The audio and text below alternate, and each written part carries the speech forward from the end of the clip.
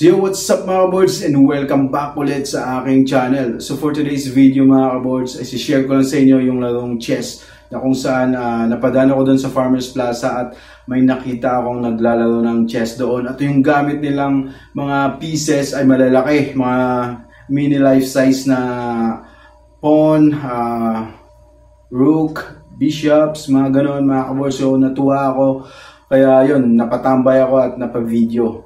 So, sa video na ito mga kaboards, tungayan natin yung laro ni Mang Boy at ni Mang Kanor sa larangan ng chess. So, let's go mga kaboards. And sa mga hindi pa pala nag-subscribe sa aking channel, please don't forget to like, comment, and subscribe. And hit the notification bell mga kaboards. Thank you so much. Let's go! Hello, what's up mga kaboards? So andito tayo ngayon sa Farmers Plaza na kung saan dito mo makikita yung pinakamalaking chess board at yung gamit nila mga chess pieces ay malalaki din mga kaboards. So ayan, nakikita nyo, ayos no? So sa video na to ay matutunghayan natin yung laban ni Mang Boy at ni Mang Kanor. Sino kaya ang malupit sa kanilang dalawa sa larangan ng chess dito sa Farmers Plaza, Cubao? This portion is brought to you by Kopiko, astig na kape. So yan mga kaboards, no? Andito na nga si Mang Boy, nag-moves na. At ito, dito naman ay napaisip si Mang Kanor dito kung anong gagawin niya, no? Kunwari nag-iisip eh. Ops, medyo matagal yung moves ni Mang Kanor dito ha.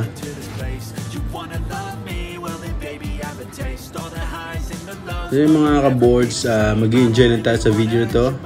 Abang-abang na lang tayo kung sino mananalo dito. So ayan na nga, napaisip ng matagal si Mang Kanor dito mga ka-boards kung anong kanyang next move. Ayun mga ka-boards, inilabas na yung kanyang queen. Ano kayang gagawin nito? Ano kayang balak ni Mang Kanor dito?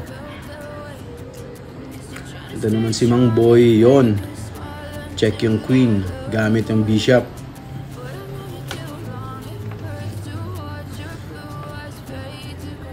Up, binalik ni Mang Kanor ang kanyang queen mga kaboards. Bumalik yung kanyang bayag. Peace yo. So ayan mga ka-boards, no, si Mang Boy mukhang aggressive dito ha. Ayan, kinain ni Mang Boy yung pawn ni Mang Kanor gamit ang kabayo. Napaisip na naman na matagal si Mang Kanor. Mukhang si Mang Kanor dito, dihado.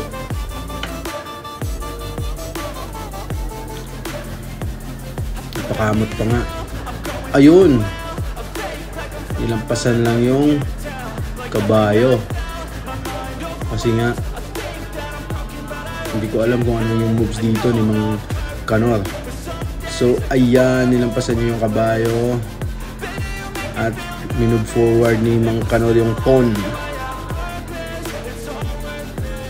So yun mga kaboards, no, yung sa mga hindi pa nakakalam, yung larong chess ay composed of 16 pieces, 8 pawn, 2 kabayo, 2 bishop, 2 rook, 1 queen at 1 king.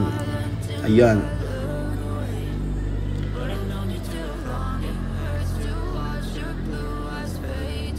Up, si Mang Boy, pinoward ni Mang Boy ang kanyang pawn. At ito, si Mang Kanor ay mukhang napaisip na naman ng malala. Ka-boards.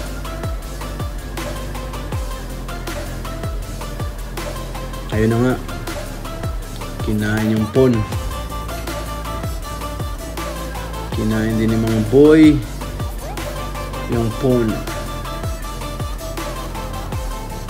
Ayun, tinapatan yung kabayo ni Mang Boy. Tinapatan ni Mang Kanor dito yung kabayo ni Mang Boy mga ka-boards. So tutok sa bishop. Ayan, knights to. Kabayo to kabayo. So yung tawag sa kabayo dito ay knight. Knight's Gambit, mga ganon. So yung mga alam ko lang defense dito dati is Scandinavian defense, Sicilian defense, Dutch defense. So nung high school kasi ito yung favorite kong laro and naging player din ako ng chess dito nung second year high school ako. Ako yung representative sa amin. So nakakamiss lang dito, nakamiss lang ako nung napadaan ako dito sa Farmers Plaza Cubao. Sa Farmers Plaza Cubao, yeah! This portion is brought to you by Enervon. Baka naman.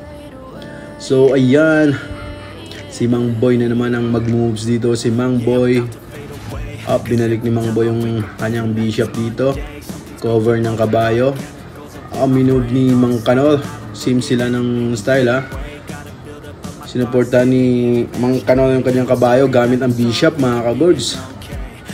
Ang malupit yung laban na to. Kaso lang parang defensa lang dito si Mang Kanor kasi yun oh. Ayun. Binalik ni Mang Boy ang kanyang bishop pabalik, papasok sa black. So ayan, move forward yung bishop ni Mang Kanor dito. Check yung kabayo.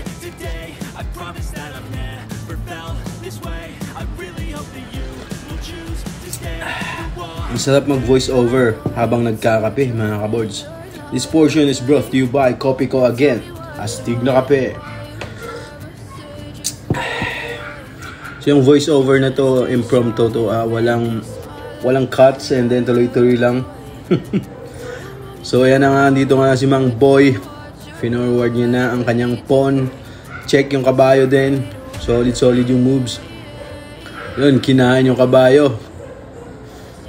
Kinain ni Mang Kanor yung kabayo ni Mang Boy. Papasok sa territory ni Mang Boy. So ayan, gagamitin nito ni Mang Boy ang kanyang pawn at kakainin yung kabayo ni Mang Kanor. Mukhang may balak dito si Mang Boy ha. Anong gagamitin niya? Oh, galing.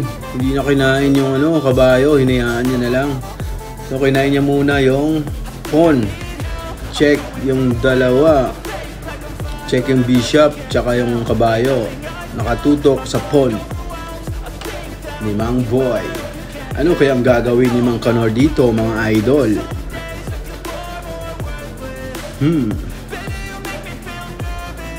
Shoutout nga pala sa 1,000 viewers dito sa Farmers Plaza, no?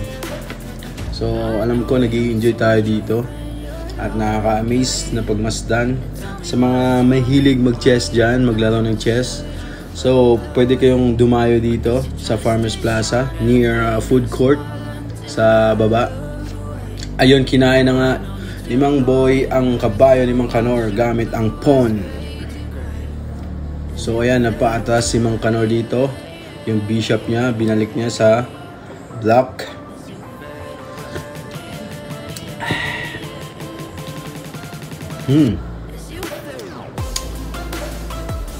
Ito na ang malupit na galawan ni Mang Boy. Kinain ulit yung kabayo. Dalawang kabayo, ay isa pa lang yung kabayo na wala. Isang kabayong nawala.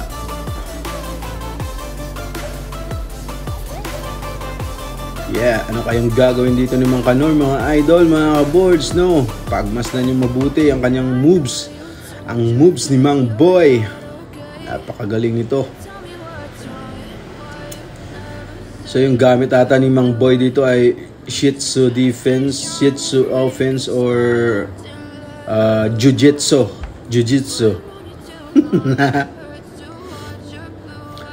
Ang gamit naman ni Mang Kanor na defense ay Shiatsu Brazilian Jiu-Jitsu massage. So yan, mga kaboys, mukhang matagal yung dito Mang Kanor yung moves niya. So ayan nga, kinover na nga ng rook ang king. So nakalimutan ko na yung tawag dyan tagal na So kinain na nga yung queen. Naku po, solid yun. Kinain yung queen.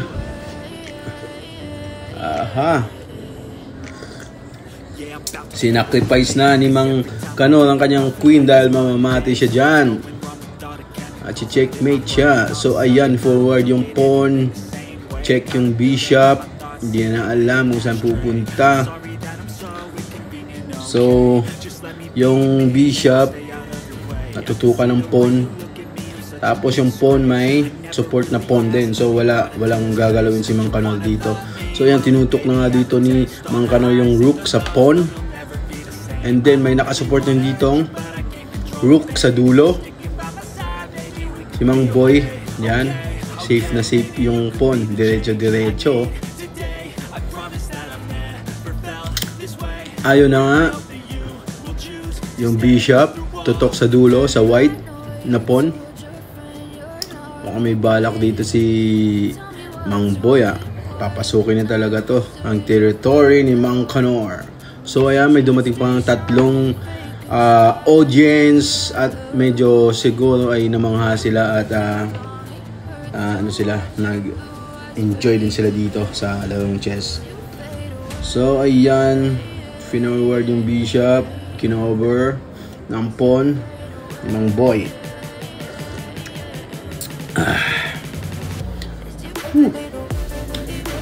This portion is brought to you by Aqua Flask. Baka naman. Ayan yung kabayo, forward sa black. Tapos ito na, mali pala yung kanina, akala ko queen, akala ko rook katabi ng king, queen pala, sorry mga kaboards. Ayan na, nilabas na ni Mang Boy ang kanyang queen. Baka malupit yung moves nito. Bishop, tinutok sa dalawang rook. Ayun, kinover ng kabayo, sacrifice yung kabayo dito. Support ng pawn yung kabayo ni Mang Kanor. Ano ang gagawin ni Mang Boy para dalihin si Mang Kanor? Abangan. Ayun na nga, kinain na ng bishop ang kabayo ni Mang Kanor. At yun, kinain ni Mang Kanor ang bishop ni Mang Boy. Ayun na nga, chinek yung bishop kaya bumalik sa territory, sa dulo. Chinek yung bishop ni Mang Kanor dito. At ayan na nga,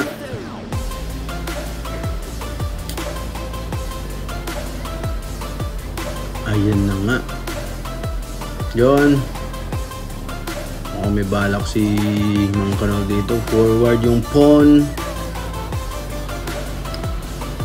Ayun, forward din yung pawn ni Mang Kanor. Ang bilis ng moves ni Mang Boy dito mga kaboards. Ayan, nilabas niya na yung rook. Na kung saan rook to rook yung laban. Tinutukan yung rook ni Mang Kanor dito. So ayan, gumilid si Mang Kanor dito. Tutok sa pawn ni Mang Boy. At hindi natin alam kung anong gagawin dito ni Mang Kanor. Mukhang may maitim na balak si Mang Kanor dito. Kakainin ata yung pawn ni Mang Boy. Ngunit si Mang Boy ay malakas at matalas ang kanyang isipan para mag-moves ng malupitan. Ayan mga kaboards, pinorward na yung pawn ulit. Ayan na, pawn to pawn, bakbaka na to mga kaboards. Ayan, kinain din yung pawn para mag-open ang kanyang king ni Mang Kanor. Ang galing ni Mang Boy dito mga kaboards, no? Madadali niya na to. Ayun, tutok yung bishop sa dulo. Malupit yung mga moves dito ni Mang Boy. Halatang hasang-hasa sa larong chess. Ayan na nga, tinutok ulit yung rook sa pawn. Ayun, depensang malala na lang dito si Mang Kanor mga kaboards. Ayun na, check gamit ang rook. Check si Mang Kanor dito mga kaboards. Op, tago. Saan kaya pupunta dito si Mang Kanor mga kaboards? Abangan natin ang susunod na moves ni Mang Boy dito. Ala, ang galing. Kinain yung pawn ni Mang Kanor. Check ulit. Ayun na. Ay, hindi pala mga kaboards. Pawn pala yon, hindi check. Hindi siya rook. Pawn pala, hindi siya check. Sorry my friend. Sorry. Ayun na nga, kinain na nga ni Mang Kano ang pawn ni Mang Boy dahil walang support.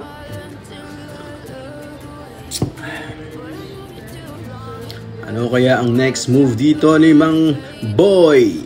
Mukhang dihado na nga dito si Mang Kano.